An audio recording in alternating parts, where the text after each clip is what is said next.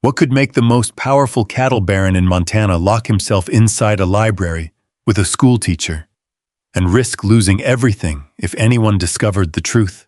A chair scraped sharply across the library floor as Boon Mercer shoved the notebook away.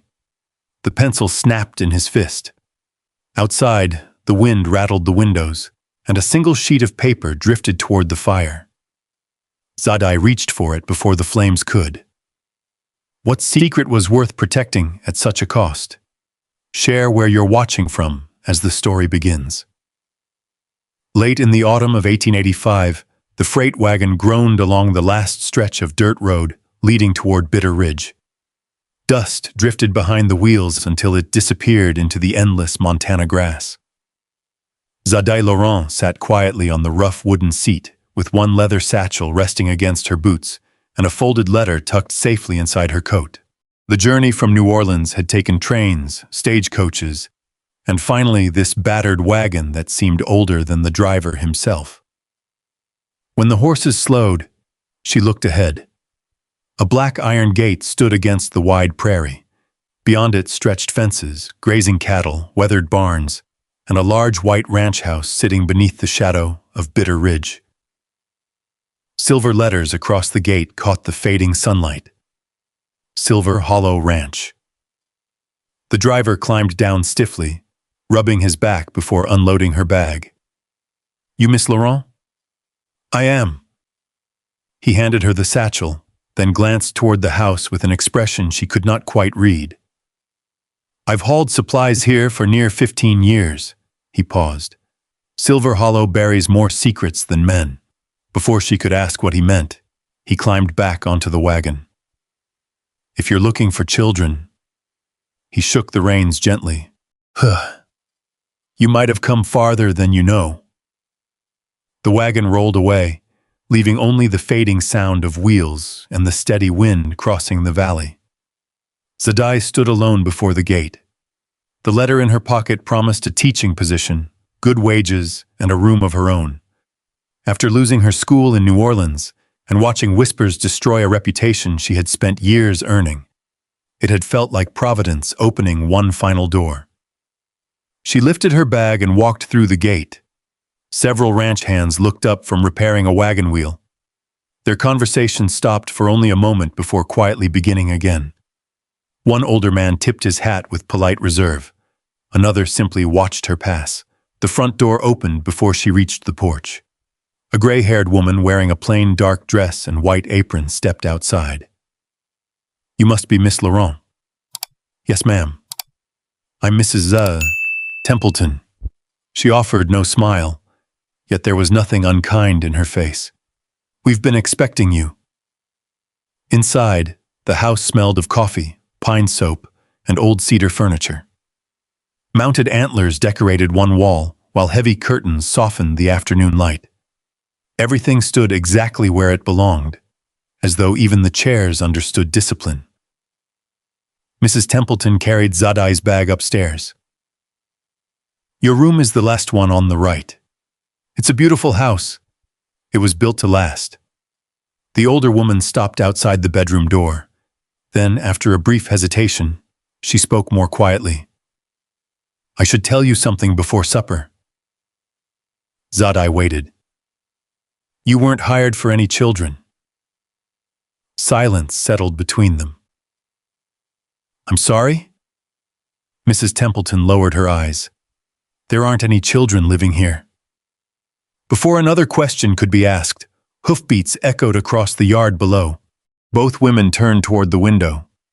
A tall bay horse crossed the ranch yard beneath a sky washed red by the setting sun. Its rider sat straight despite the long day. Dust covered his dark coat, gloves, and broad hat. He dismounted with practiced ease, tying the reins before removing his hat. His hair was dark with threads of early gray. His shoulders filled the porch doorway as naturally as if the house had been built around him. Without speaking, he looked up. For one quiet heartbeat, his gray eyes met Zadeie's through the upstairs window. Neither smiled. Neither looked away first. Mrs. Templeton spoke almost to herself. "Mr. Mercer." That evening, supper was served precisely at 7. The dining room held only 4 people: Mrs. Templeton, Zadeie, Boon Mercer, and silence. The china clicked softly against the table as coffee was poured. Boon spoke only to thank Mrs. Templeton for the meal before returning his attention to the roast beef on his plate. Zadeie finally reached into her pocket and unfolded the employment letter. "Mr. Mercer." He looked up. "This letter says you've hired me to teach children." "I know what it says." "There aren't any." "No." She studied him carefully. "Then why am I here?" His expression never changed. "We'll discuss that tomorrow morning." "Tomorrow?" "In the library." He folded his napkin neatly. 8 o'clock. Nothing more. When supper ended, Boon wished both women good evening and disappeared toward his office. Zadeie remained seated for another moment, listening to the grandfather clock ticking across the hall. She had crossed half the country for a promise that did not exist. The wind outside rattled the windows as darkness settled across Silver Hollow Ranch. The following morning, the library door closed behind them with a quiet click. Boon crossed the room and turned the brass key. Heavy curtains muted the morning light. On the large oak desk lay several unopened envelopes tied together with leather cord. For a long while, neither spoke. Finally, Boon rested one weathered hand on the stack of papers. "I brought you here under false pretenses. I've noticed. I owe you the truth." His jaw tightened. "I can't read." The words seemed to surprise even him once spoken. "I never learned." He touched the nearest envelope. "I know every pasture on this ranch, every cow, every fence post, but put words on paper." He gave a faint shake of his head. "They might as well be snow blowing across Bitter Ridge." Zadeie looked at the unopened contracts, then back at the man standing behind the desk. Nothing in his posture suggested weakness. His coat was well cut, his boots properly kept, and the heavy silver watch chain across his vest belonged to a man used to being obeyed. Yet his fingers had tightened around the edge of the desk. "How have you managed this long?" she asked. "I remember what men say. Mrs. Templeton reads what must be read. For everything else, I make them speak plainly and sign in front of witnesses." "That is not the same as knowing what they put on paper." "No." The answer came without defense. Boon untied the leather cord around the documents. County seals marked 2 envelopes. Another carried the name of a law office in Coldwater Junction. "The winter grazing renewal is in there," he said. "If I miss the deadline, Silver Hollow loses the southern pasture. If the men around here learn why I need help, they will smell blood before noon." Zadeie picked up one of the older contracts. Near the bottom, beneath several dense paragraphs, stood a rough X. "Yours?" His face hardened.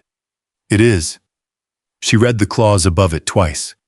It granted temporary water access to a neighboring ranch, but the boundaries were described in language vague enough to hide a second meaning. "You signed this without knowing what it said." "I signed what I was told it said." Anger rose in her, but not at him alone. "You brought me across half the country with a lie." "I did. You let me believe children were waiting." His gaze dropped briefly to the contracts. "I needed someone who would come." The admission carried no excuse. That made it harder to dismiss. Zadeie set the paper down. "My train fare home is nearly gone. I will pay it. And send me back with another story people can use against me?" His eyes lifted. "I don't know what happened in New Orleans." "No. You only knew a woman who had fewer choices would be easier to bring here." The words landed between them. Boon did not deny them. Zadeie turned toward the door. Her hand had already reached for the key when she noticed the crude X again. A man who owned thousands of acres had placed his future beneath words he could not examine. Whatever power he carried outside this room ended at the edge of a page. She faced him. "If I stay, I will not spend every hour hiding in this library. His brow drew down. What are you asking?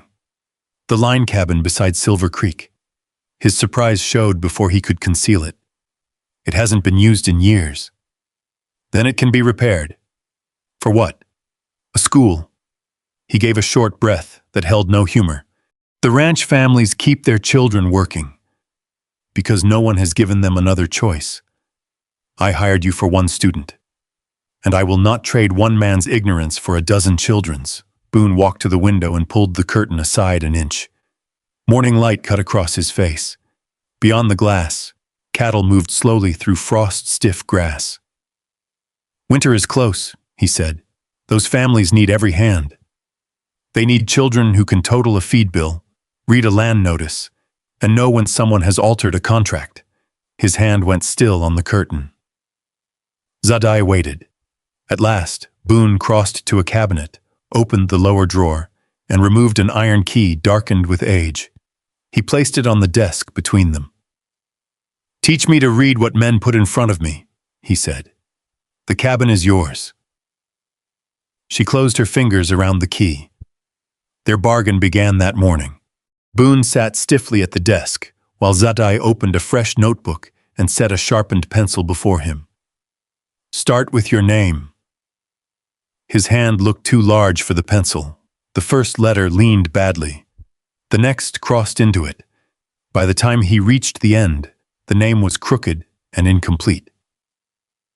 Zadeie pointed gently to the second letter. That one needs more room. The pencil snapped in his grip. Before she could speak, Boon tore the page free and threw it into the stove. Flame caught one corner. Zadeie moved quickly, lifting it out with the brass tongs before the paper disappeared. Smoke curled from the blackened edge. She laid it flat beside the notebook. A poor beginning is still a beginning. Boon stared at the scorched page. Then he rose and left without a word. The next morning, Zadeie entered the library to find a new notebook waiting on the desk. Beside it lay 2 sharpened pencils and the burned page, carefully smoothed beneath a paperweight. That night, long after supper, she saw movement beyond the library window. A rider sat among the cottonwoods, watching the house. Zadeie called for Boon. He came onto the porch with a rifle, but the rider had already vanished into the dark. Near the window, they found fresh hoofprints pressed into the damp earth. Beside them lay a torn scrap of paper bearing part of Silver Hollow's confidential grazing agreement. Someone knew what Boon was hiding, and they had come close enough to steal it. By sunrise, Owen had ridden the north boundary twice and found no second trail. The hoofprints near the library window ended where the ground turned hard beneath the cottonwoods. Boon said little, but he moved the remaining contracts into the locked cabinet and kept the key in his vest. Zadeie watched him from the breakfast table. Will you tell the men? No. Why not? Because suspicion spreads faster than truth. He drank his coffee and looked toward the window. Whoever came here wants me frightened. Are you? His eyes met hers over the rim of the cup. Not enough to stop. The old line cabin stood beside Silver Creek, half hidden by willows and dead grass. Its roof sagged near the chimney. One shutter hung from a single hinge, tapping against the wall whenever the wind shifted. Zadeie unlocked the door and pushed hard with her shoulder. Dust rolled across the floor. A mouse vanished beneath a broken bench. She set down her broom. Well, she said to the empty room, you have nowhere to go but forward. For 3 mornings, she worked alone. She hauled creek water in dented buckets, scrubbed the windows with vinegar, and pulled nests from the chimney. Old flour sacks became cleaning rags. A crate turned into a step stool. By noon each day, dust marked the hem of her dress, and her palms burned from the broom handle. On the 4th morning, wagon wheels stopped outside. Boon entered, carrying 2 pine boards across one shoulder. I was checking the south fence. The south fence is a mile the other direction. His mouth moved slightly. Then I took the long way. He set down the lumber and examined the floor. This board won't hold a desk. I know. You plan to fix it? I plan to find out whether the owner meant what he said. Boon removed his coat and rolled his sleeves. They worked without ceremony. He cut away the rotten plank with a handsaw while Zadeie measured the replacement. When he questioned her mark, she moved it a quarter inch and told him why. He checked twice. She was right. Near midday, they lifted a heavy beam beneath the window. Boon reached for her end. I can carry it. I didn't say you couldn't. You looked as though you were about to. I looked because you're standing on my foot. He stepped back at once. Sorry. The apology was so plain that she almost smiled. Later, a nail slipped beneath his hammer and cut his palm. Blood welled across the base of his thumb. He tried to wipe it on his trousers, but Zadeie caught his wrist. Hold still. She tore a narrow strip from the inside hem of her underskirt and wrapped his hand. Boon watched her tie the knot. His breathing changed, only slightly. When she finished, neither moved. Then Zadeie released him and turned toward the boards. You'll live. Good to know. By the end of the week, 3 desks stood in straight rows. The roof no longer leaked over the stove. A square of clean white cloth covered the cracked lower pane. The first morning of school arrived cold and bright. For nearly an hour, no one came. Zadeie kept the stove burning and arranged the primers again. Outside, cattle bells sounded across the pasture. Then Owen appeared at the door with a small girl in a blue wool coat. My niece, Clara, he said. Her mother works the cookhouse. Clara stared at Zadeie. Do I have to know anything already? No, Zadeie answered. You only have to begin.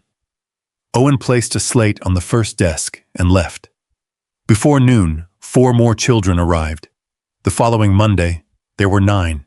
In the evenings, Boon became her only student again. Numbers came easily to him. He understood cattle totals, feed weights, and distances faster than she could write them. Words remained harder. Zadeie changed her method. She wrote familiar things on separate cards: silver, creek, cattle. He read each one slowly. Then she placed the final card before him. Home. Boon studied it. His jaw tightened. Without trying, he closed the notebook. Enough for tonight. He rose and left the word untouched. 2 days later, Nathaniel Crow arrived at Silver Hollow in a polished black carriage. His boots carried no mud despite the thawing road. He greeted Boon warmly, then turned toward the schoolhouse. So this is where the money's going. Zadeie stood in the doorway. Crow looked past her. Mercer, you ought to keep hired people away from business matters. Boon's expression changed. Miss Laurent speaks for the school, he said. You'll address her accordingly. The ranch yard went quiet. Crow smiled, but nothing softened in his face. Educated hands start questioning wages. Educated women start questioning everything. Boon glanced toward the children inside. Ignorance has cost Silver Hollow enough. Crow's smile faded. That night, Boon struggled through a sentence in the library. The sounds would not join. His frustration rose until he swept 2 books from the desk. Stop speaking to me like a child. Zadeie remained standing. Children are allowed to fail, Mr. Mercer. You're the one who decided a man cannot. He turned on her. You know nothing about what happens when men smell weakness. I know exactly. Her voice sharpened for the first time. She told him about New Orleans, about the school administrator who altered account books and tried to place missing funds on black employees who could not defend themselves. She had refused to sign the false report. By month's end, she had lost her position and every reference that mattered. When she finished, Boon looked at the books scattered across the rug. One by one, he picked them up. Mrs. Templeton entered before either could speak again. In her hands was an old contract and a county map. This was filed 8 years ago, she said. Zadeie read the clause twice. A narrow strip along Silver Creek had been transferred to Nathaniel Crow through language buried beneath a water use agreement. The strip included the schoolhouse. Boon reached for his gun belt. Zadeie placed the contract in his hands. "You can fight him the way he expects," she said, "or you can learn to read the weapon he used." Boon stared down at the page. For the first time, saving Silver Hollow depended on the lesson he feared most.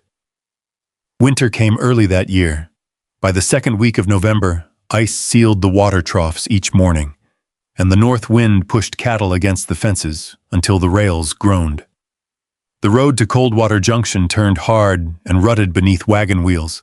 Men began stacking extra hay near the lower barns. Nathaniel Crow sent his answer by messenger. The man arrived near dusk with a sealed boundary agreement tucked inside his coat. He handed it to Boon in the ranch office and waited beside the stove. Zadeie sat across from Boon with the paper between them. They read it one line at a time, slowly, painfully. Boon followed each word with one finger. When he reached the paragraph describing Silver Creek, he stopped. Crow's agreement did more than confirm the old claim.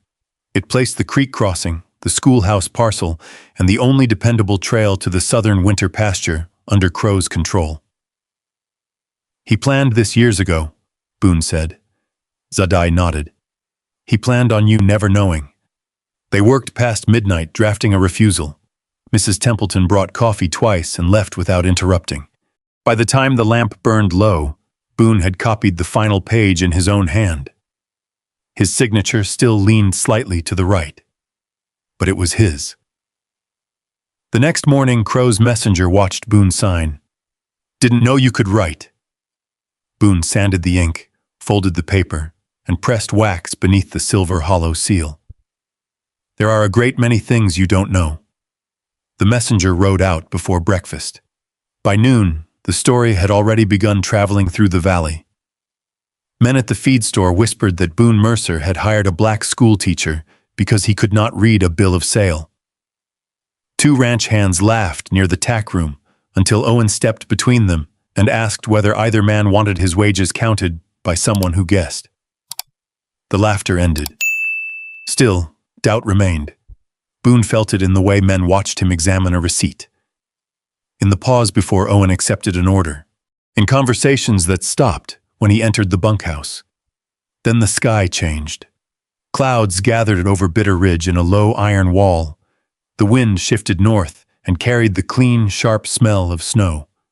Owen found Boon in the stable tightening the cinch on his bay. "We moved the northern herd only," Owen said. "The lower cattle can wait. The pass closes tonight. If we push them all, we'll lose more on the ice than we save." Boon pulled the strap tighter. "I'm not losing another herd." Something in his voice made Zadeie stop outside the stall. Not anger, fear. Mrs. Templeton found her moments later near the tack room. "His father died in weather like this," the older woman said quietly. Boon was 14. They found him beneath an overturned wagon. They did not find his father until spring. Zadeie entered the stable. Boon had already put on his heavy coat. "Huh, you're not riding for cattle," she said. His eyes hardened. "Move aside. You're riding after the dead man's storm." His hand froze on the reins. "You don't know what you're speaking of. I know fear when it dresses itself as duty." For a moment, the only sound was the horse shifting in the straw. Boon took the ranch ledger from a shelf and pressed the office key into her hand. "If I don't come back, Owen knows what to do." She tried to return it. "Bring it back yourself." He closed her fingers around the key. Then he mounted and rode into the first falling snow. By nightfall, the storm had swallowed Bitter Ridge. Snow erased the fence lines and buried the lower road. Wind struck the schoolhouse walls hard enough to shake chalk dust from the rafters. Owen returned after midnight with 6 riders and part of the herd. His cheek was cut from ice, and one arm hung stiff against his side. "Boon stayed near that ravine," he said. "Cattle were trapped beyond the timber cut." For 3 days, there was no sign of him. Zadeie kept the children inside the schoolhouse, where the iron stove burned hotter than the cabins scattered across the ranch. Blankets covered the floor at night. Mrs. Templeton brought stew in blackened pots. On the blackboard, Zadeie wrote one word: hope. The children repeated it while wind screamed around the chimney. After they slept, she opened Boon's notebook beneath the lamp and wrote on the final page, "Come back. The lesson is not finished." On the third night, Nathaniel Crow arrived. Snow covered the shoulders of his coat. He carried a document granting him temporary management of Silver Hollow if Boon was presumed dead. Zadeie read the date, 2 days before the storm. Crow had prepared it before Boon disappeared. "You have no legal place here," Crow said. "When Mercer is gone, so are you." Zadeie stood behind Boon's desk with the ranch ledger open. "Then you had better pray he returns before I finish reading what else you stole." Crow left without another word. At dawn, hoofbeats sounded beyond the gate. A horse emerged from the white distance with Boon slumped across the saddle. Zadeie ran before anyone could stop her. He slid as the horse halted. She caught his shoulders and lowered him into the snow.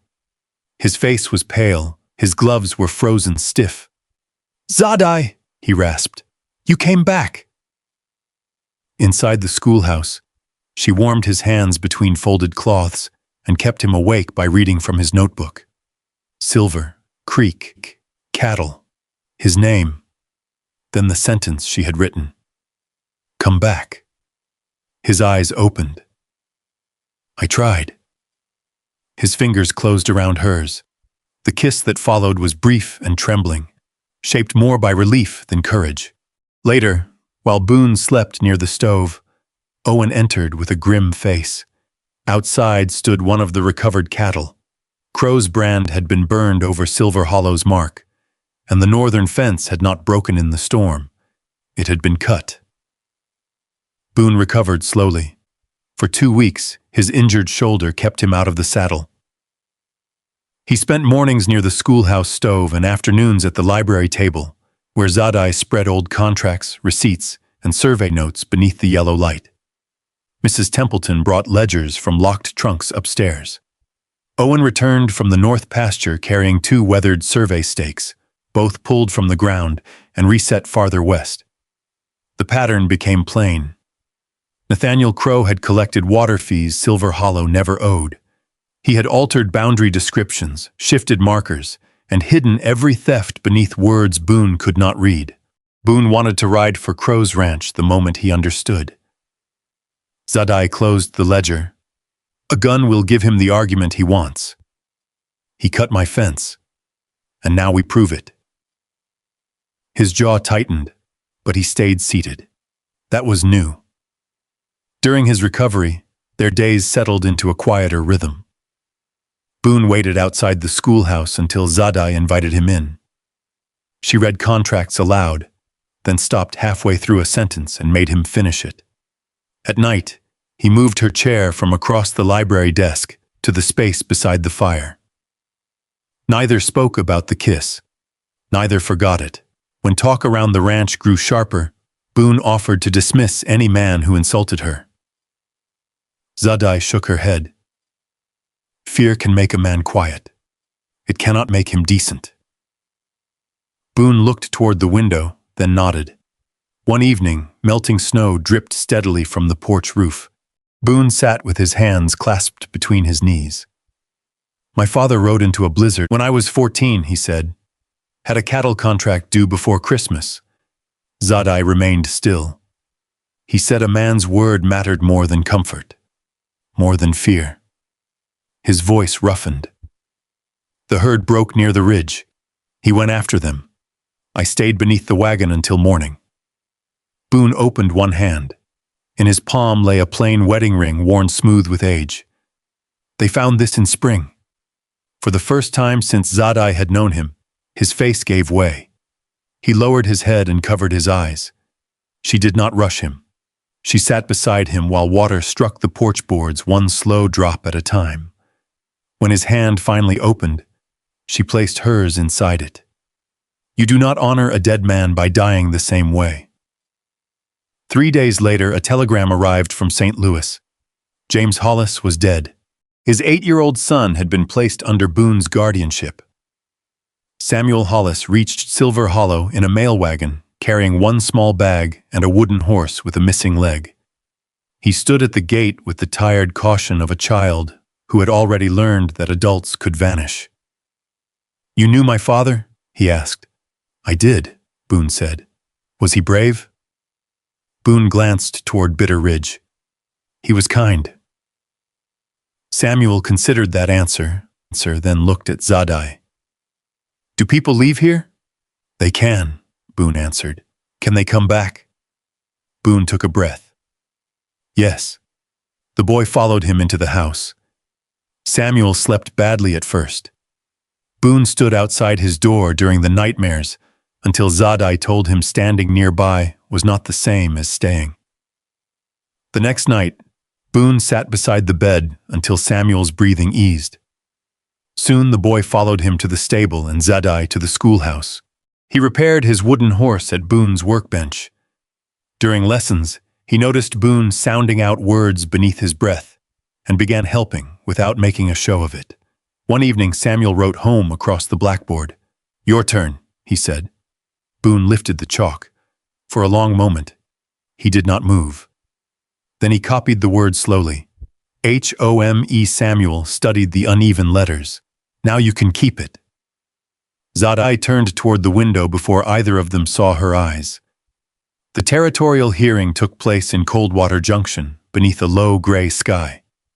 Nathaniel Crow arrived with a lawyer and a polished smile. He expected Zadeie to read every paper for Boone. Instead, Boone stood before the judge with the altered contract in his own hands. His voice was slow but clear. He read the clause that had transferred Silver Creek land to Crow. Then Mrs. Templeton confirmed the dates. Owen presented the moved survey stakes. The ranch ledger showed years of false water payments. Crow's predated management paper proved he had prepared to seize Silver Hollow before the blizzard.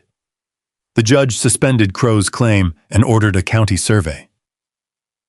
Crow left the room without looking at Boone. Outside the courthouse, Zadeie found a letter waiting from a church school in Helena, a permanent teaching position, a salary of her own, a room that belonged to no rancher. She folded it and slipped it beneath her lesson book. Boone found it that evening. He read enough to understand, but he did not ask her to stay. At dawn, Zadeie watched from the schoolhouse window as he rode toward the county land office. In his coat pocket were the schoolhouse deed and the same pen he had once been too ashamed to hold. At dawn, Zadeie watched from the schoolhouse window as he rode toward the county land office. In his coat pocket were the schoolhouse deed and the same pen he had once been too ashamed to hold. She did not know what choice he would make that morning. She only knew that the man riding across the valley was no longer hiding from words, from grief, or from love. The wind still swept down from Bitter Ridge just as it had on the day she arrived, but it no longer carried only silence. It carried children's laughter, the steady ring of hammers repairing the school, and the quiet promise that hearts can heal one patient step at a time. Sometimes I wonder what I would have done in their place. Would I have trusted someone after being disappointed so many times? Would I have found the courage to stay when leaving seemed safer? Or would I have walked away before discovering that the greatest miracles often begin with the smallest acts of faith? A shared cup of coffee, a handwritten name, or a hand that simply refuses to let go. Maybe home isn't a place waiting to be found. Maybe it's built every day through loyalty, forgiveness, and the decision to keep showing up for the people who matter. If this story reminded you of someone who helped you find your own way home, I'd love to hear about them in the comments. And if stories like this bring you peace, hope, or simply a quiet moment at the end of the day, I hope you'll join us again. There are many more journeys waiting beyond the next mountain, stories of healing, mystery, courage, and love that still lives on the American frontier.